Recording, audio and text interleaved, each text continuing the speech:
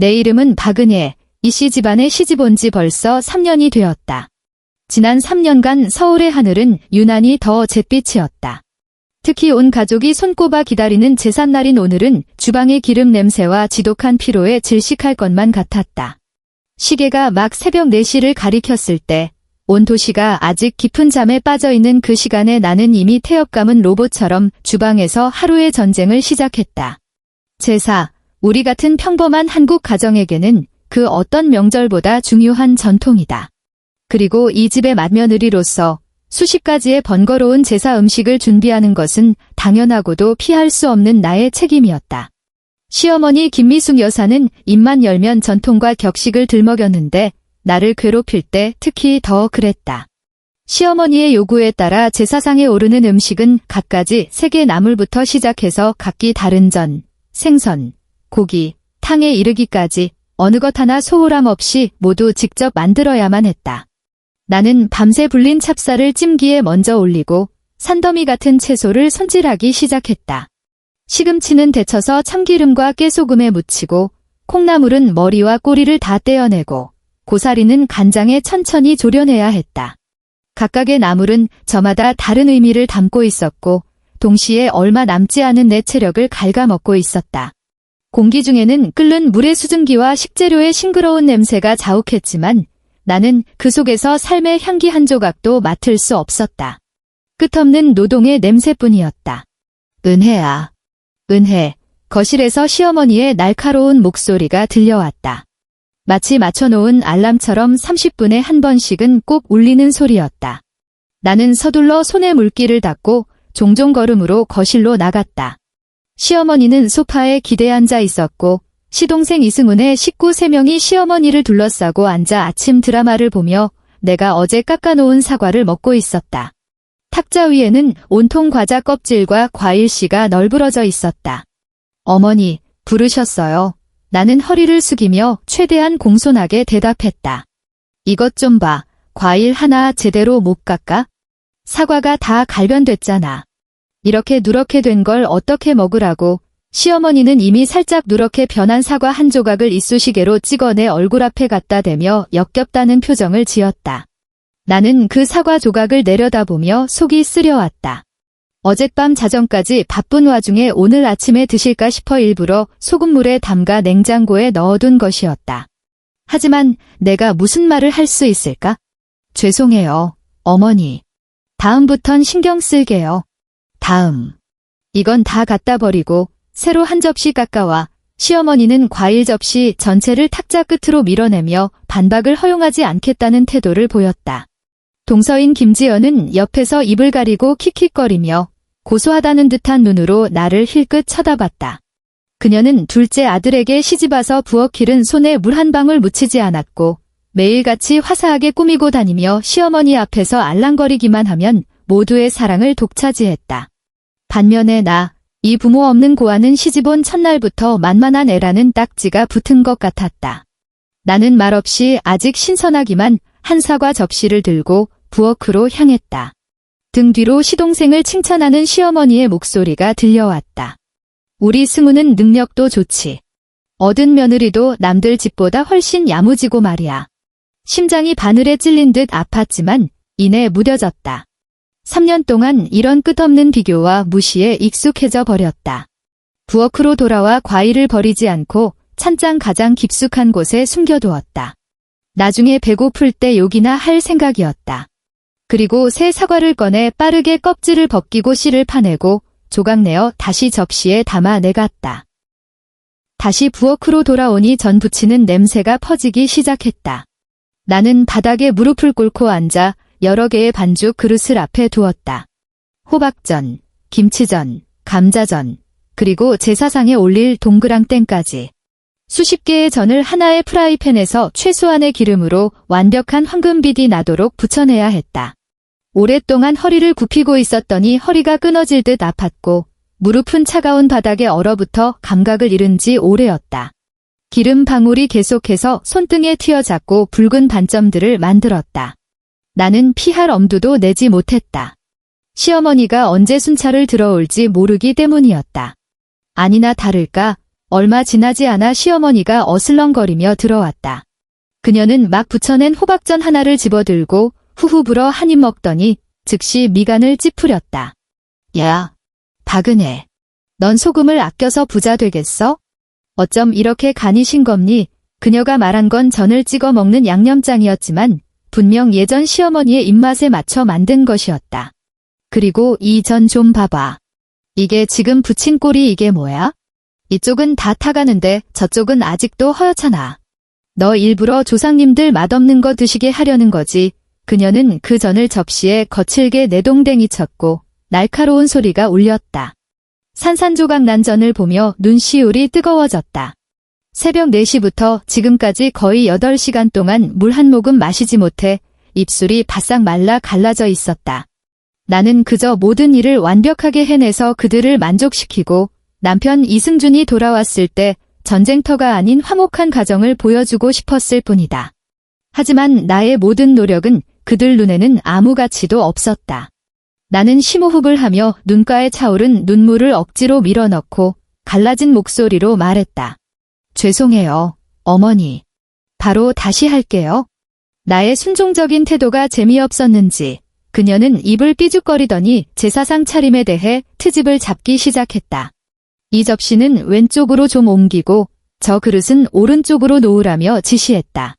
나는 꼭두각시 인형처럼 그녀의 끊임없는 명령에 따라 이리저리 뛰어다니다가 제사가 정식으로 시작될 때가 되어서야 겨우 멈출 수 있었다. 남자들은 깔끔한 양복을 차려입고 앞에서 큰 절을 올렸지만 여자들은 뒤에 서서 향을 올릴 자격조차 없었다. 남편 이승준과 시아버지가 조상님 위패 앞에서 경건하게 절하는 모습을 보며 내 마음은 차갑게 식어갔다. 그들이 모시는 것은 이씨 가문의 조상이었고 나는 영원히 이방인, 이 가족을 위해 봉사하는 도구에 불과한 것 같았다. 의식이 끝나고 마침내 모두가 식탁에 앉아 식사를 할 수 있게 되었다. 나는 수십 가지의 음식을 다시 데우고 접시에 담아 식탁에 올렸다. 모두들 기다렸다는 듯이 젓가락을 들고 개걸스럽게 먹으며 웃고 떠들었다. 마치 이 한 상 가득한 음식이 저절로 생겨난 것처럼. 아무도 내게 앉으라고 말하지 않았고 내 몫의 수저도 남겨두지 않았다. 나 혼자 부엌에서 냄비에 남은 찌꺼기들을 허겁지겁 몇 숟갈 떠먹었다. 이것이 나의 제삿날 점심이었다. 위에 겨우 음식이 좀 들어가자 피로가 파도처럼 몰려왔다. 차가운 벽에 기대어 단 1분이라도 눈을 감고 자고 싶었다. 형수님, 주스 다 떨어졌어요. 빨리 새로 한 통 갈아와요. 시동생이 식당에서 큰 소리로 외쳤다. 나는 천근만근 같은 다리를 이끌고 다시 그 믹서기 앞으로 향했다. 오후에는 친척들이 하나둘씩 도착했다. 나는 쉴 새 없이 차를 내고 과일을 깎고 간식을 채워 넣어야 했다. 모두들 나를 보면 의례적으로 고개만 까딱하고는 시어머니와 다른 가족들과 이야기꽃을 피웠다. 나는 투명한 그림자처럼 거실과 부엌 사이를 오갔다. 저녁이 되어서야 이승준이 퇴근하고 돌아왔다. 그는 이 집에서 나의 유일한 희망이었다.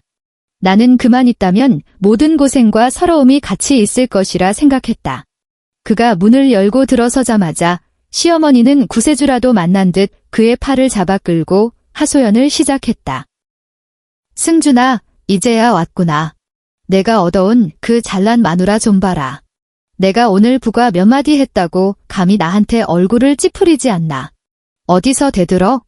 이 시어미가 자기를 학대한다고. 정말 가정교육을 어떻게 받은 건지, 우리 집에 어떻게 이런 게 굴러 들어왔는지 몰라. 시어머니는 눈물까지 글썽이며 드라마 속 배우보다 더 실감나게 연기했다. 주변의 친척들도 한마디씩 거들었다. 맞아요. 승준 씨 요즘 젊은 것들이 너무 곱게 자라서 그래. 며느리가 고생하는 게 어디 하루 이틀인가. 그냥 참고 살면 되는 거지. 나는 그 자리에 얼어붙은 듯 서 있었다. 온몸에 피가 멎는 것 같았다. 오늘 하루 종일 죄송합니다 죄에는 거의 아무 말도 하지 않았는데 언제 내가 대들었다는 말인가? 이승준은 외투를 벗으며 하루 종일 일에 시달린 피곤한 기색을 보였다. 그는 나를 보았지만 그의 눈에는 안타까움 대신 짜증만 가득했다. 나는 그의 눈을 보며 온 힘을 다해 나 자신을 위해 변명했다. 목소리는 건조하고 쉬어서 나조차도 낯설게 느껴졌다. 어머니, 저는 그런 적 없어요. 아침부터 지금까지 물 한 모금 못 마셔서 그냥 너무 힘들어서 그랬어요. 나는 이 한마디가 그의 아주 작은 이해라도 불러일으킬 것이라 기대했다. 하지만 그 말은 마치 다이너마이트의 도화선에 불을 붙인 격이었다. 시어머니는 꼬리라도 밟힌 고양이처럼 소파에서 벌떡 일어나 내 코앞을 손가락으로 가리키며 소리쳤다. 너 들어봤니? 들어봤어. 이게 지금 무슨 소리야? 이 시어미가 자기를 안 챙겨줬다고 비난하는 거잖아. 내가 널 학대했다고 온 세상에 광고하는 거잖아. 내가 이놈을 얼마나 힘들게 키웠는데 내가 감히 이런 식으로 갚아? 너 같은 애비 애미도 없는 고아년이 우리 집에 시집 온 것만 해도 내 전생에 나라를 구한 복인 줄 알아. 어디서 감히 나한테 얼굴을 들이밀어? 그녀는 점점 더 흥분해서 내 앞으로 달려들었다. 내가 반응하기도 전에 무거운 손바닥이 내 왼쪽 뺨을 거세게 후려쳤다. 짝 하는 날카로운 소리와 함께 거실은 순간 정적이 흘렀다. 귀가 윙윙거리고 뺨은 불에 댄 듯 아팠다. 그 고통은 마치 낙인처럼 순식간에 내 피부를 뚫고 마음속까지 번져나갔다. 나는 모든 사람의 시선이 내게 쏠리는 것을 느낄 수 있었다. 동정, 비웃음, 그리고 구경하는 재미에 신이 난 눈빛들. 나는 믿을 수 없다는 듯 뺨을 감싸쥐고 천천히 고개를 들어 내 남편, 이승준을 바라보았다. 이 순간 그는 물에 빠진 내가 잡을 수 있는 유일한 지푸라기였다. 나는 그가 나서서 나를 위해 한마디라도 해주기를, 그저 어머니, 그러지 마세요 라는 한마디라도 해주기를 기대했다. 그는 정말로 내게 다가왔다. 하지만 그의 미간은 잔뜩 찡그려져 있었고 얼굴에는 짜증과 창피함이 가득했다. 그는 내 팔을 거칠게 잡아 끌어 옆 복도로 데려가더니 목소리를 낮춰 거의 명령조로 말했다. 너 대체 왜 그래? 엄마 연세도 있으시고 성격 안 좋은 거 몰라? 그냥 좀 맞춰드리면 되잖아. 꼭 말대꾸를 해야겠어? 이제 됐냐? 친척들 다 보는 앞에서 내 얼굴에 똥칠을 하게 만들어? 나는 멍하니 그를 바라보았다. 입술을 달싹였지만 아무 소리도 나오지 않았다. 그는 내 뺨이 아픈지조차 묻지 않았다. 됐다. 여기 서 있지 말고 어서 어머니께 사과드려. 그럼 이 일은 없는 걸로 할 테니까. 친척들 웃음거리 되지 말고 그는 나를 거실 쪽으로 밀치며 말했다. 그 순간 나는 내 마음속에서 무언가가 산산조각 나는 소리를 똑똑히 들었다. 그것은 그에 대한 나의 마지막 환상이었고 이 결혼에 대한 마지막 미련이었다.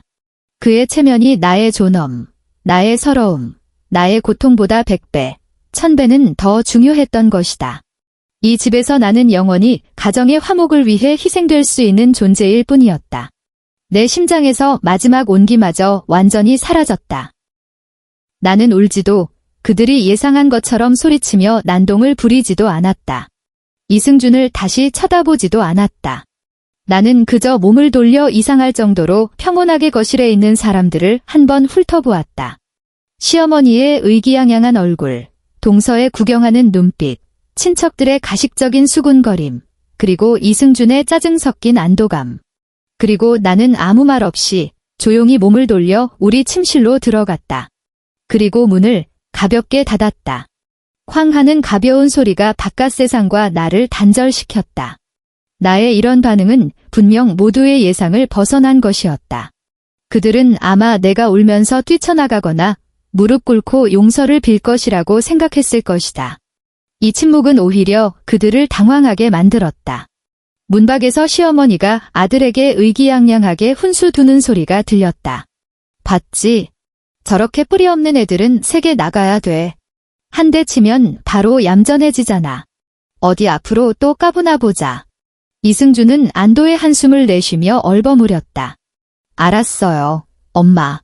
앞으로 제가 잘 가르칠게요. 가르쳐. 나는 차가운 문에 기댄 채 불타는 뺨의 고통을 느끼며 마음속으로는 죽은 듯이 평온했다. 나는 천천히 침대 옆으로 걸어가 매트리스 밑에서 한 번도 사용하지 않은 최신형 스마트폰을 꺼냈다. 지난 3년간 검소한 고아며느리 역할을 하기 위해 나는 낡은 피처폰을 사용해왔다. 나는 휴대폰 잠금을 풀었다. 배경화면에는 그들에게 한 번도 보여준 적 없는 중후한 멋의 중년 남성과 함께 찍은 사진이 있었다. 주소록에서 유일하게 저장된 연락처를 찾아 그 번호로 전화를 걸었다. 전화는 거의 즉시 연결되었고 저편에서 정중하고 차분한 남자의 목소리가 들려왔다. 아가씨. 나는 여전히 뜨거운 뺨을 감싸준 채 창밖의 칠흑 같은 밤하늘을 보며 아무런 감정의 동요 없이 평온한 목소리로 말했다. 김 집사님, 내가 말했다. 시작하세요. 다음 날 아침, 나는 평소처럼 5시 30분에 일어났다. 뺨의 붓기는 아직 완전히 가라앉지 않았지만 찬물로 찜질하고 두꺼운 파운데이션을 바르니 그럭저럭 가려졌다. 나는 부엌에서 서두르지 않고 죽을 끓이고 달걀을 부치고 빵을 구웠다. 모든 것이 지난 3년 동안의 매일과 똑같았다. 마치 어젯밤의 따귀와 그 통화가 한낱 환상이었던 것처럼. 시어머니와 시동생 네 식구가 차례로 식당으로 들어왔다. 내가 아무렇지 않게 부엌에서 바쁘게 움직이는 것을 보고 그들의 얼굴에는 숨길 수 없는 경멸과 의기양양함이 서려 있었다. 그들에게 내 어젯밤의 침묵은 굴복과 항복의 가장 좋은 증거였던 것이다. 오늘 죽은 괜찮네. 쌀을 밥으로 만들진 않았구먼. 시어머니가 그릇을 들고 숟가락으로 휘저으며 평가했다. 드물게도 비난이 아닌 비난이었다. 엄마, 제 말이 맞죠? 형수 같은 사람은 형이 가장의 위험을 좀 보여줘야 돼요. 한 대 맞으니까 병이 싹 났잖아요. 시동생 이승우가 입에 달걀 프라이를 쑤셔 넣으며 의기양양하게 시어머니에게 말했다. 그럼 여자가 어디 그렇게 유난을 떨어 동서 김지연이 맞장구를 치며 가식적으로 나를 한번 쳐다봤다. 형수님, 너무 마음에 담아두지 마세요. 어머니도 다 형수님 잘 되라고 그러시는 거니까? 나는 아무 말 없이 잘라놓은 과일 한 접시를 식탁에 올렸다. 이승준이 하품을 하며 방에서 나왔다.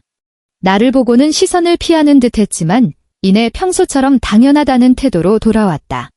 그는 식탁에 앉아 빵 한 조각을 집어들고는 나를 쳐다보지도 않고 재촉했다. 빨리 좀 서둘러. 나 오늘 중요한 회의 있으니까 늦으면 안 돼. 마치 어제 나에게 사과하라고 종용하고 냉담하게 대했던 사람이 그가 아닌 것처럼. 나는 속으로 비웃었지만 겉으로는 여전히 평온했다. 나는 그들이 내 굴욕과 맞바꾼 평온 속에서 어떻게 하면 나에게서 더 많은 가치를 짜낼 수 있을지 뻔뻔하게 논의하는 모습을 지켜보았다. 승우야, 내가 눈독 들이던 그 현대 그랜저 언제 뽑을 거냐? 시어머니가 시동생에게 물었다. 엄마, 마침 그 얘기 하려던 참이었어요. 알아봤는데 풀옵션으로 하니까 5천만 원 정도 들더라고요. 제가 지금 돈이 좀 부족해서 그런데 지승우가 손을 비비며 나를 힐끗 쳐다봤다. 시어머니는 즉시 알아차리고 헛기침을 한 뒤 허공에 대고 말했다. 은혜야, 너 모아둔 돈 좀 있지 않니? 넌 돈 쓸 때도 별로 없잖아. 고아라 친정에 보탤 일도 없고. 승우는 내 친동생이나 마찬가지인데 걔가 좋은 차로 바꿔야 나가서 사업하기도 체면이 서고 우리 집안 전체에도 좋은 일 아니겠니? 내가 형수로서 좀 보태야지. 이승준은 옆에서 우유를 마시며 아무 말도 하지 않았다. 명백한 묵인이었다. 3년 전 내가 시집 올 때 부모님이 일찍 돌아가시면서 남겨주신 몇천만 원의 위로금이 내 혼수라고 말했었다. 그 돈은 그들 눈에 이미 이씨 집안의 공공재산이 되어 있었다. 지난 3년간 작게는 집의 공과금부터 크게는 시어머니가 사들인 명품 가방까지 모두 그 돈으로 해결했다. 이제 그들은 그 돈의 잔존 가치에까지 손을 뻗치고 있었다. 내가 입을 열려는 순간 갑자기 초인종이 울렸다. 맑은 딩동 소리가 이 억압적인 아침에 유난히 귀에 거슬렸다. 뭐하고 서 있어? 초인종 소리 못 들었어? 택배겠지? 맨날 쓸데없는 것만 사들이고 시어머니가 짜증스럽게 내게 손을 휘저으며 시켰다. 나는 손을 닫고 현관으로 향했다. 모두가 문밖의 사람이 택배기사나 방문 판매원일 거라고 생각했다. 하지만 나는 알고 있었다. 저것은 내가 그들을 위해 정성껏 준비한 폭풍우의 전주곡이라는 것을. 문을 열자 문 밖에는 내가 상상했던 택배기사가 서 있지 않았다. 맨 앞에는 50살쯤 되어 보이는 중년 남성이 서 있었다. 그는 몸에 딱 맞는 검은색 정장을 입고 있었고 넥타이는 흠잡을 데 없이 매여 있었으며 손에는 새하얀 실크 장갑을 끼고 있었다. 머리카락은 단정하게 빗어 넘겼고 눈빛은 날카롭고 차분했으며 온몸에서는 오랫동안 높은 자리에 있었던 사람 특유의 거부할 수 없는 기운이 뿜어져 나왔다. 그의 뒤에는 같은 검은색 유니폼을 입은 건장한 청년 4~5명과 서류 가방을 들고 심각한 표정을 짓고 있는 변호사로 보이는 2사람이 서 있었다. 그 위세에 식당에 있던 모든 사람이 젓가락을 멈추고 호기심 어린 눈으로 이쪽을 쳐다봤다. 시어머니는 내가 문간에 멍하니 서 있자 짜증을 내며 다가와 밖을 내다봤다. 누구세요? 아침부터. 어머, 누구 찾으세요? 그녀는 문밖의 사람들의 옷차림을 보고는 말투를 조금 누그러뜨렸지만 여전히 경계심과 의심의 눈초리를 거두지 않았다. 내가 김 집사님이라고 부른 그 중년 남성은 시어머니를 스쳐 지나갔다. 그녀에게는 1초도 시선을 주지 않았다.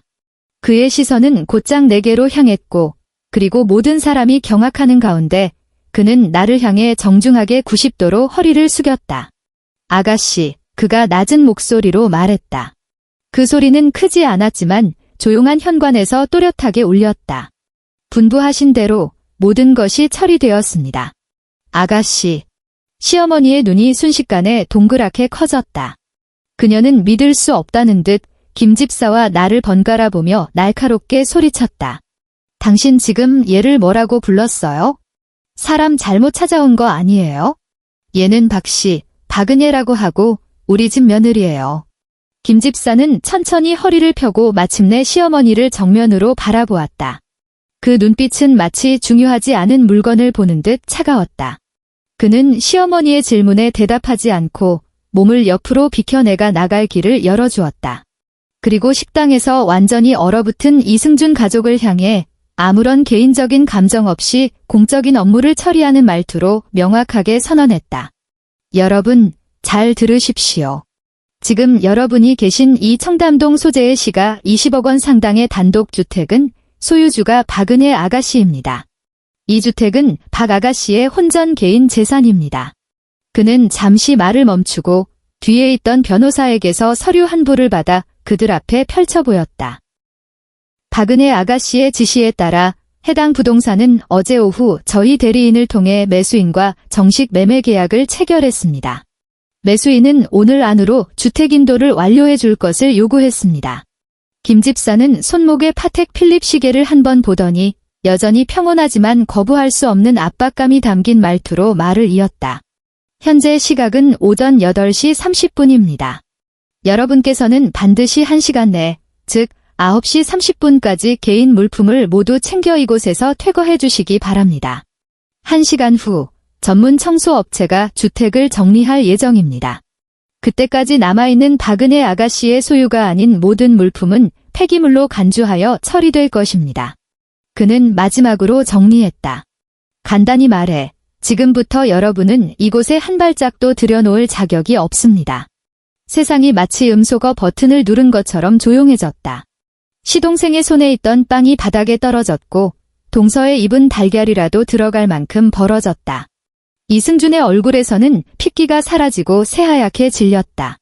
그는 나를 뚫어져라 쳐다봤고 그 눈에는 충격과 혼란, 그리고 내가 읽을 수 없는 어떤 두려움이 서려 있었다. 가장 먼저 반응한 것은 시어머니였다. 잠시 멍하니 있던 그녀는 히스테릭한 비명을 질렀다. 헛소리하지 마. 당신들 뭐야? 어디서 요망한 소리를 짓거려. 고아년이 어디서 빌라가 나? 이 집은 내 아들 집이야. 우리 이씨 집안 집이라고. 그녀는 그렇게 말하며 김 집사에게 달려들어 옷을 찢을 듯이 굴었지만 그의 뒤에 있던 2명의 젊은 검은 옷의 남자들에게 조용히 제지당했다.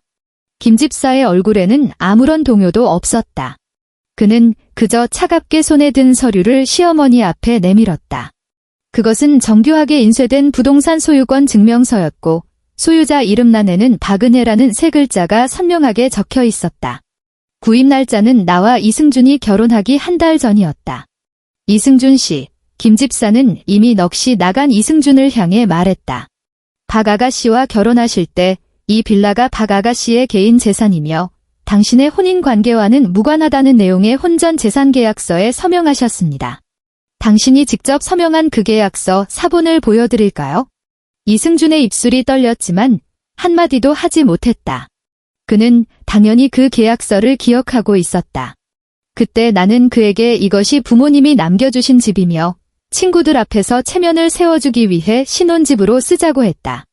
그는 당시 돈 한 푼 안 들이고 청담동 호화주택에 살게 되었다는 기쁨에 겨워 그저 형식적인 절차라고 생각했던 그 계약서에 생각 없이 서명했다. 그것이 오늘을 위한 포석이 될 줄은 꿈에도 몰랐을 것이다. 아니, 말도 안 돼. 시어머니는 여전히 헛된 고함을 질렀다. 쟤는 그냥 애비 애미도 없는 고아라고. 제 돈은 우리가 다 아는데 저렇게 비싼 집을 살 돈이 어디 있어. 너희들 사기꾼이지. 우리 집 뺏으려고 짜고 치는 거지. 고아라는 두 글자를 듣자 김집사의 눈빛이 마침내 차갑게 식었다. 그는 나지막이 입을 열었다. 그 목소리는 크지 않았지만 이씨 가족의 귀에는 마치 거대한 폭탄처럼 터져나갔다. 박은혜 아가씨는 고아가 아닙니다. 그는 나를 보며 감출 수 없는 안타까움을 담은 눈빛을 보냈고 이어서 시어머니를 향해 한 글자 한 글자 힘주어 말했다. 아가씨는 미래그룹 박진영 회장님께서 20여 년 전에 잃어버리셨던 외동딸이십니다. 지난달 아가씨께서는 회장님과 친자 확인을 마치셨고 변호사 입회하에 그룹 제1순위 상속권 공증 절차를 공식적으로 완료하셨습니다. 미래그룹. 그 네 글자는 마치 하늘에서 떨어진 벼락처럼 이씨 가족 구성원 모두의 정수리를 내리쳤다. 미래그룹은 대한민국에서 모르는 사람이 없는 재벌 거물로 전자, 화학, 금융, 유통 등 각 분야에 걸쳐 사업을 확장하고 있으며 국가 경제를 뒤흔들 수 있는 거대 기업이었다. 그리고 박진영 회장은 늘 재계순위 3위 안에 드는 전설적인 인물이었다. 박 회장에게 잃어버린 딸이 하나 있으며 그가 수년 동안 딸을 찾기 위해 전력을 다하고 있다는 것은 누구나 아는 사실이었다. 이승준의 얼굴은 새하얗던 것이 잿빛으로 변해 있었다.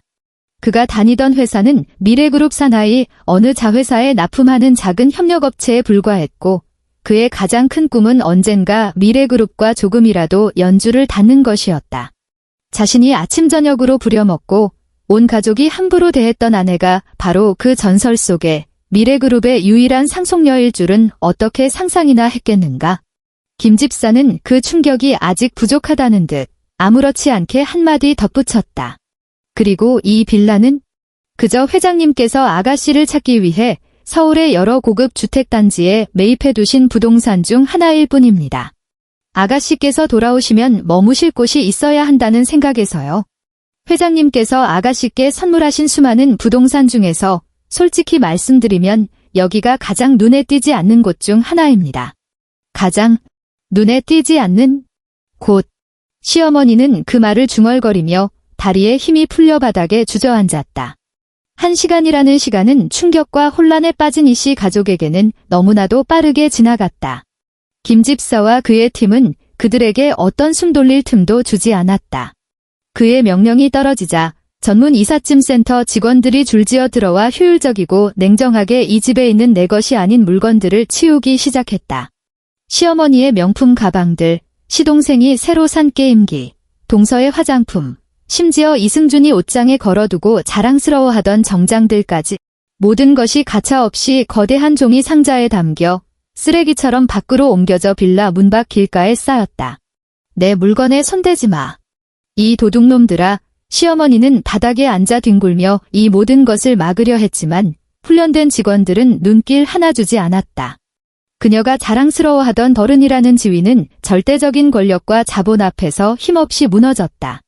시동생과 동서는 몰래 값나가는 물건들을 챙기려다 검은 옷을 입은 남자들의 날카로운 눈빛에 제지당했다. 그들은 그저 이 집에서 누리던 모든 것이 하나씩 벗겨지고 비워지는 것을 속수무책으로 지켜볼 수밖에 없었다. 그리고 내 남편, 이승준은 그저 난장판이 된 것일 한가운데 멍하니 서서 텅 빈 눈으로 미래그룹 박 회장님 따. 어떻게, 이게 어떻게 가능해? 라고 되뇌고 있었다. 그는 믿지 못하는 것이 아니었다. 감히 믿을 수 없는 것이었다. 자신이 친히 밀어낸 것이 어떤 금산이었는지, 자신이 함부로 짓밟았던 존재가 자신이 감히 우러러볼 자격조차 없는 인물이었다는 것을. 결국 그들 가족은 3년간 살았던 호화주택에서 쫓겨나 산더미처럼 쌓인 짐 옆에 초라하게 서게 되었다. 이 동네는 서울의 유명한 부촌이라 지나가는 이웃들이 호기심과 탐색의 눈길을 보내며 그들을 향해 손가락질했다. 어제까지만 해도 이곳의 번듯한 주민이었던 그들이 오늘은 쫓겨난 노숙자 신세가 되었다. 구름 위에서 땅바닥으로 곤두박질 친 이 거대한 수치심에 그들 모두는 얼굴을 들 수 없었다. 시어머니는 화려한 빌라 대문이 천천히 닫히는 것을 보았다. 그녀가 수없이 드나들며 자랑스러워했던 그 대문이 이제는 그녀와 천국을 가로막는 장벽이 되었다. 그녀는 분노에 몸을 떨며 굳게 닫힌 문을 향해 온갖 욕설을 퍼부었지만 돌아오는 것은 차가운 침묵뿐이었다. 나는 2층의 전면 창가에 서서 아래층에서 벌어지는 이 소동을 냉정하게 지켜보았다. 김 집사가 내 곁으로 다가와 따뜻한 홍차 한 잔을 건넸다. 아가씨, 모두 깨끗하게 처리했습니다. 그동안 고생 많으셨습니다. 그가 낮은 목소리로 말했다. 나는 고개를 저으며 차를 한 모금 마시고 담담하게 말했다. 이건 고생이 아니에요. 김 아저씨. 이건 그저 쓰레기를 치운 것뿐이에요. 아래층에서는 이승준이 마침내 붕괴 상태에서 정신을 차렸다. 그는 미친 사람처럼 휴대폰을 꺼내 내게 전화를 걸기 시작했다. 한 번, 두 번, 세 번. 주머니 속 휴대폰이 미친 듯이 진동했지만 나는 꺼내보지도 않았다. 이 모든 것을 결심했을 때 나는 이미 그와 이씨 집안 모든 사람의 연락처를 차단 목록에 넣어두었다. 전화가 연결되지 않자 그는 미친 듯이 길가로 달려가 택시를 잡으려 했다. 그의 방향을 보니 회사로 가려는 모양이었다. 아마 그는 직장이 아직 남아있으니 재기할 자본이 있다고 순진하게 생각했거나 혹은 상사를 찾아가 나에게 연락을 취해달라고 애원하려 했을 것이다. 참으로 가소로웠다. 그는 자신의 일이 미래그룹이라는 거대한 나무에 기생하는 작은 잎사귀에 불과하다는 것을 잊은 것일까? 역시나 2시간 후 김 집사가 새로운 상황을 보고했다. 아가씨, 이승준 씨가 신성무역이라는 회사로 달려갔지만 안내 데스크에서 제지당했습니다. 김 집사의 목소리는 마치 사소한 일을 보고하는 것처럼 평온했다. 안내 직원이 공식적으로 이렇게 통보했습니다. 이승준 씨, 유감스럽게도 귀하는 회사에서 정식 해고되셨으니 퇴사 절차를 밟아주시기 바랍니다. 이승준 씨는 그 자리에서 멍해져서 이유를 물었다고 합니다. 안내 직원은 이렇게 답했습니다. 저희 회사의 최대 투자사는 미래그룹 산하의 미래캐피탈입니다. 1시간 전 미래캐피탈 법무팀으로부터 미래그룹과 관련된 모든 협력 프로젝트에서 귀하의 이름을 보고 싶지 않다는 직접적인 통보를 받았습니다. 부저 추신. 이것이 바로 뿌리째 뽑아버리는 것이었다. 나는 내 집을 되찾는 것뿐만 아니라 그가 생계를 유지하던 기반마저 송두리째 뽑아버려 그의 오만함과 어리석음에 대한 가장 무거운 대가를 치르게 하고 싶었다. 나는 이승준이 그 말을 들었을 때 어떤 절망적인 표정을 지었을지 상상할 수 있었다. 호화주택을 잃고 번듯한 직장을 잃은 그는 남들 눈에 청년 인재에서 순식간에 아무것도 없는 실패자로 전락했다. 그리고 이씨 가족이 생계를 걱정하며 값싼 모텔에서 서로를 탓하고 원망하는 동안 나는 나의 새로운 삶을 준비하고 있었다. 며칠 후 서울 최고의 신라호텔 연회장. 미래그룹은 나를 위해 이곳에서 전례 없는 성대한 귀환 파티를 열었다. 이름만 대면 알만한 정재계 인사들과 언론 기자들이 모두 참석했다. 그들은 모두 전설 속에서나 듣던 되찾은 재벌가의 딸이 과연 어떤 인물인지 직접 보고 싶어 했다. 연회장은 휘황찬란했고 크리스탈 샹들리에가 눈부신 빛을 반사했다. 나는 무대 뒤에서 거울 속의 나를 바라보았다. 몸에는 파리에서 공수해온 최신상 오트쿠티르 드레스를 입고 있었다. 부드러운 샴페인색 실크가 몸을 감싸며 곡선을 아름답게 드러냈다. 목에는 아버지가 선물해주신 새벽의 눈물이라는 이름의 다이아몬드 목걸이가 조명 아래 반짝였다. 머리는 정성스럽게 손질되었고 세련되면서도 기품 있는 화장을 했다. 거울 속의 그 여자는 눈빛이 밝고 자세가 꼿꼿했으며 입가에는 희미하지만 자신감 넘치는 미소를 띠고 있었다. 그녀는 너무나 낯설면서도 너무나 익숙했다.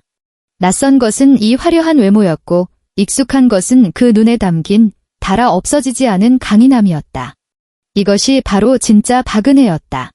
시댁에서 고개 숙이고 순종적이던 가정주부가 아니라 따귀 한 대로 모든 존엄을 잃었던 고아가 아니었다. 은혜야, 준비됐니? 온화하면서도 조심스러운 목소리가 내 등 뒤에서 들렸다. 나는 고개를 돌려 내 아버지 박진영 회장을 보았다. 그는 격식 있는 예복을 입고 있었고 머리는 희끗희끗했지만 정신은 맑았다. 그가 나를 보는 눈빛에는 잃었다 되찾은 소중함과 감출 수 없는 죄책감이 가득했다. 아빠, 나는 미소 지으며 그를 불렀다. 그가 다가와 서투르게 내 드레스 자락을 정리해주고는 내게 팔을 내밀었다. 가자. 내 딸, 오늘부터 온 대한민국이 너를 알게 될 거야. 나는 그의 팔짱을 끼고 그와 함께 한 걸음 한 걸음 연회장 중앙 무대로 걸어 나갔다. 플래시가 순식간에 파도처럼 쏟아져 눈을 뜨기 힘들 정도였다. 나는 조금도 주눅 들지 않고 그저 여유롭게 미소 지으며 무대 아래의 놀라움, 탐색, 혹은 질투가 섞인 시선들을 훑어보았다. 다음 날 대한민국의 모든 주요 언론사 경제면과 사회면 헤드라인은 내 사진으로 도배되었다. 사진 속에서 나는 아버지의 팔짱을 끼고 스포트라이트 아래 서 있었다. 자신감 넘치고 우아하며 눈부셨다. 제목들은 더욱 과장되게 꾸며져 있었다. 미래그룹의 잃어버린 진주, 귀환, 현실판 상속자들, 고아에서 재벌가 상속녀가 된 전설적인 삶. 이 뉴스들은 눈송이처럼 이승준과 김미숙의 눈에 날아들었다. 그들은 아마도 값싼 모텔방의 작은 텔레비전이나 길가 가판대의 신문을 통해 이 모든 것을 보았을 것이다. 자신들이 함부로 부려먹고 마구 때렸던 여자가 지금은 그들이 평생 닿을 수 없는 높이에서 만인의 주목을 받고 있는 모습을. 나는 그들이 이 뉴스를 보았을 때 어떤 심정이었을지 몰랐다. 충격, 후회, 아니면 분노. 하지만 그들은 곧 행동으로 내게 답을 알려주었다. 파티가 한창 진행 중일 때 나는 샴페인을 들고 몇몇 그룹 이사들과 정중하게 대화를 나누고 있었다. 갑자기 연회장 입구에서 소란이 일었다. 들여보내줘요. 박은혜 씨 만나야 합니다. 내 아내라고요. 내 며느리란 말입니다. 이승준과 시어머니 김미숙의 날카로운 목소리가 우아한 음악을 찍고 들어왔다. 경호원들이 그들을 막으려 했지만 그들은 미친 듯이 안으로 돌진했다. 옷은 구겨지고 머리는 헝클어졌으며 얼굴에는 절박함과 광기가 가득했다. 화려한 파티장과 전혀 어울리지 않는 마치 도자기 가게에 뛰어든 미친 소 2마리 같았다. 결국 그들은 저지선을 뚫고 내 앞에까지 들이닥쳤다. 그리고 모든 사람이 지켜보는 가운데 복통, 푸통, 소리와 함께 두 사람 모두 내 앞에 무릎을 꿇었다. 은혜야, 내가 잘못했다.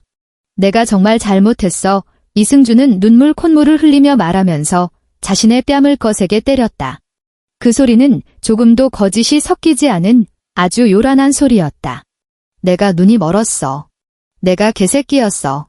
너한테 서러움받게 한 것도 잘못했고 특히 내가 맞았을 때 사과하라고 한 건 더더욱 내가 죽일 놈이야.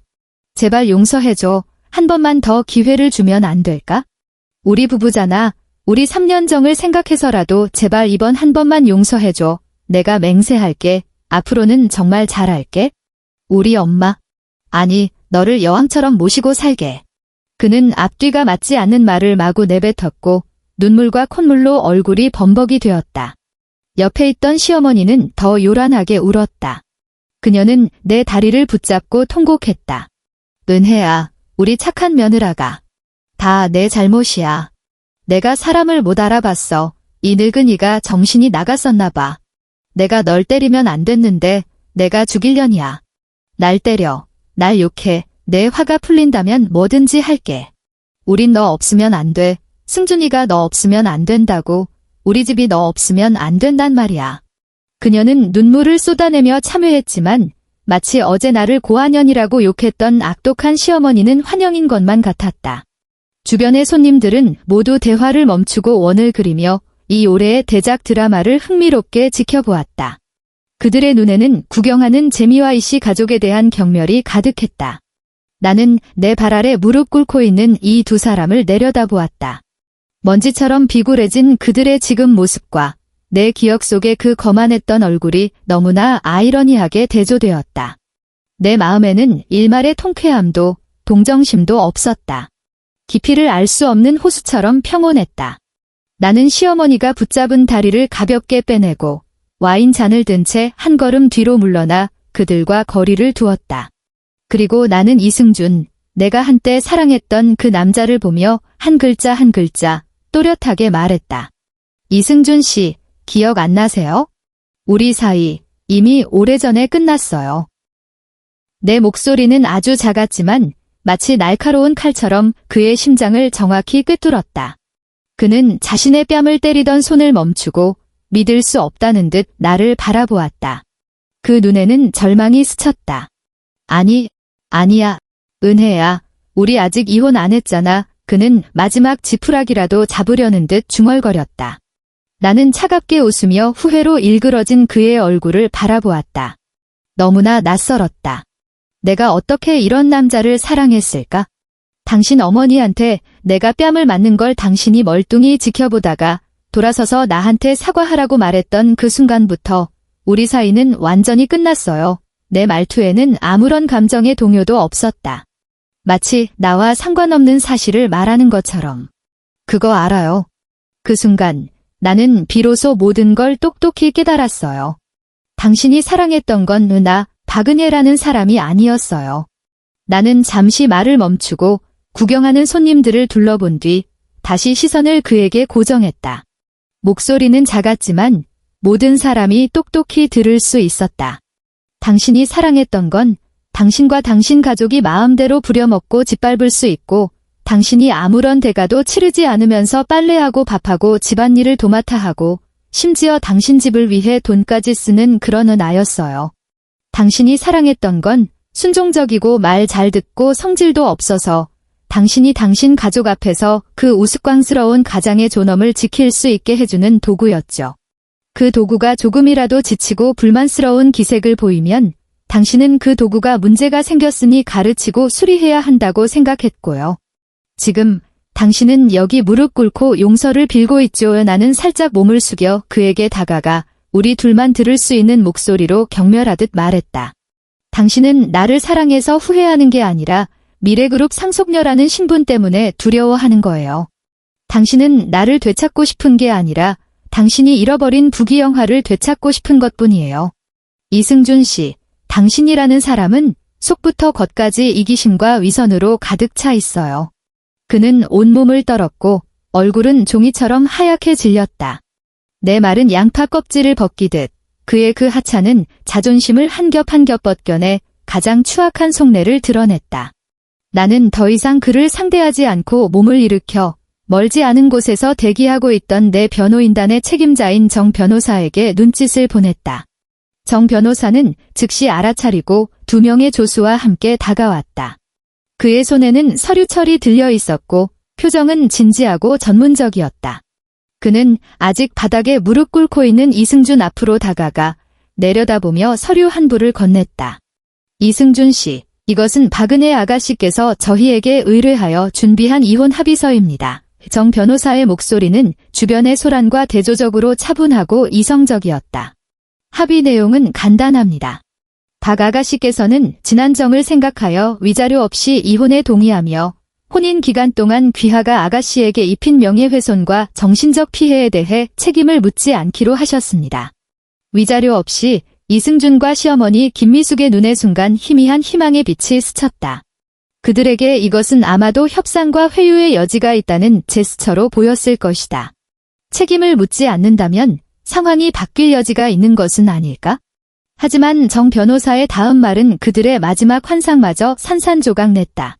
그는 서류철에서 또 다른 두꺼운 서류 뭉치를 꺼냈다. 그것은 온갖 항목과 숫자가 빽빽하게 적힌 청구서였다. 동시에 정 변호사의 목소리에는 감정이 한치도 섞여 있지 않았다. 마치 판결문을 낭독하는 판사처럼. 이것은 별도의 청구서입니다. 박 아가씨께서 제공해 주신 은행 거래 내역과 소비 기록을 바탕으로 지난 3년간 박 아가씨께서 개인 재산으로 귀하와 귀하의 가족을 위해 지불한 모든 비용을 정리한 것입니다. 그는 말하면서 청구서를 한 장씩 넘겼다.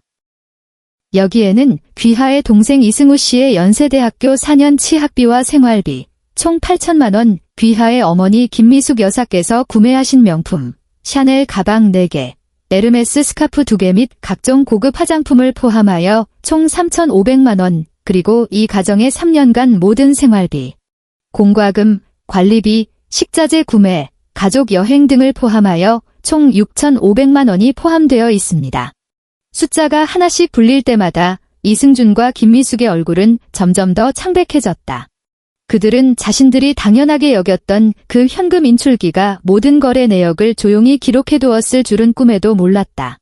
정 변호사는 서류를 닫고 완전히 넋이 나간 두 사람을 보며 마지막 일격을 가했다. 위 모든 금액을 합산하면 총 1억 8천만 원입니다. 박 아가씨께서는 본래 이 금액을 청구할 생각이 없으셨으나 오늘 두 분의 행동으로 인해 아가씨의 명예에 심각한 손상을 입었기에 지금 정식으로 통보드립니다. 한 달 내로 이 금액을 지정된 계좌로 완납하여 주시기 바랍니다. 그렇지 않으면 정 변호사는 안경을 밀어 올렸다. 안경 아래 차가운 빛이 반사되었다. 저희는 사기 및 타인 재산 횡령 혐의로 법원에 소송을 제기할 것입니다. 미래그룹 법무팀의 실력을 감안할 때 이 소송에는 어떠한 변수도 없을 것이라 생각합니다. 1억 8천만 원. 그 숫자는 마치 거대한 산처럼 이승준의 어깨를 짓눌렀다. 그는 막 실직하여 아무런 수입원도 없었다. 1억 8천만 원은커녕 지금 당장 180만 원도 내놓을 수 없는 처지였다. 그는 완전히 무너졌다. 그는 바닥에 주저앉아 텅 빈 눈으로 헉 하는 괴상한 소리를 냈다. 마치 척추가 뽑힌 개처럼. 시어머니 김미숙도 멍해졌다. 그녀는 입을 벌리고 무언가 말하려 했지만 한마디도 나오지 않았다. 그녀가 자랑스러워하던 그 명품 가방들이 이제는 무거운 족쇄가 되어 그녀의 목을 조르는 것 같았다. 그들의 탐욕과 오만은 결국 파멸적인 보복을 불러왔다. 그들은 손만 뻗으면 닿을 수 있었던 부귀를 잃었을 뿐만 아니라 번듯한 집과 직장을 잃고 평생 갚지 못할지도 모를 거액의 빚까지 지게 되었다. 경호원들이 마침내 다가와 기력을 모두 잃은 두 사람을 죽은 개처럼 끌고 연회장 밖으로 나갔다. 소동은 끝났고 우아한 음악이 다시 울려 퍼졌다. 손님들은 다시 대화를 시작했지만 그 화제는 모두 방금 일어난 일에 대한 것이었다. 나는 와인 잔을 들고 내게 호의적인 눈빛을 보내는 손님들에게 멀리서 눈인사를 한 뒤 몸을 돌려 아버지에게로 향했다. 잘 처리했다. 내 딸, 아버지가 내 손을 토닥이며 칭찬과 흐뭇함이 가득한 눈빛으로 말했다. 나는 웃었다.